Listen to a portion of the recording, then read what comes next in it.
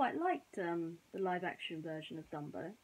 It stuck to the whole point of the original cartoon story, with a lot of added twists and turns to it, including improvising on the idea of Dumbo wanting to be with his mother.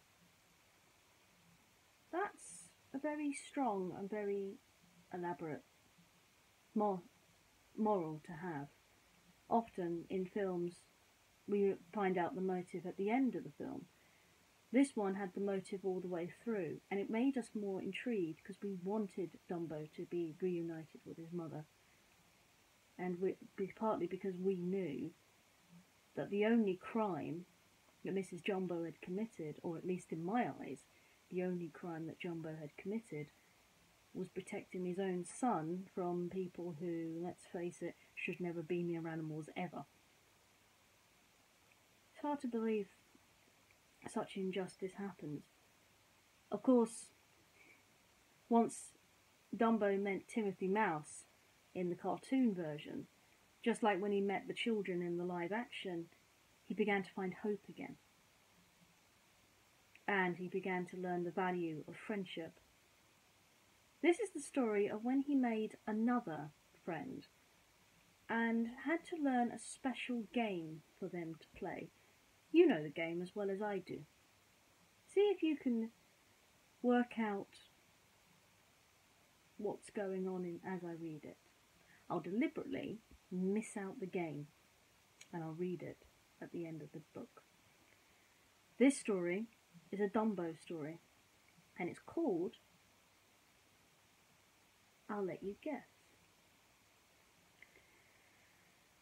Dumbo had been the newest baby in the circus for quite a while. Then one day the stork arrived with a brand new delivery, a baby giraffe.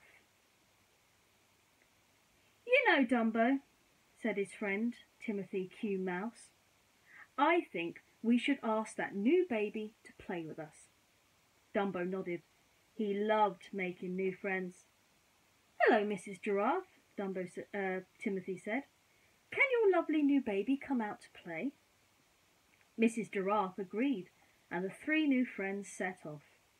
"Okay, kids," said Timothy. "What do you feel like playing?" "How about a special game?" Dumbo and the giraffe nodded happily as Timothy closed his eyes and counted. "Ready or not," he said finally, opening his eyes. Hang on. Don't you guys know you're supposed to hide?" Well, no, actually, they did not. Timothy sighed. Okay, let's take it from the top.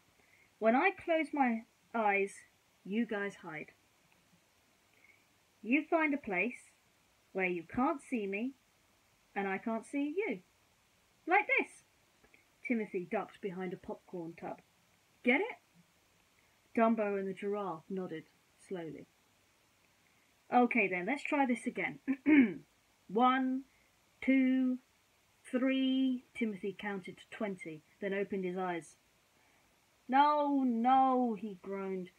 "You can't hide behind the popcorn tub. You're too big." "Let's try this one more time." Again he closed his eyes and counted. Then very slowly he opened them and looked around. "Much better," he said, surprised. Of course, it didn't take long to find Dumbo. Dumbo's nose was sticking out of a pile of hay. The giraffe was no better. The giraffe was sticking out from behind the clown's trunk. Its neck was so long. "This time, guys, try to find a place for your whole body to hide," Timothy said. Dumbo and the giraffe waited for Timothy to close his eyes once more. Then they quietly hid again, but this time they picked places that covered their whole bodies. And do you know what? They hid so well, Timothy Q. Mouse is still looking for them to this day. Can you guess what the game was? That's right, it was hide and seek.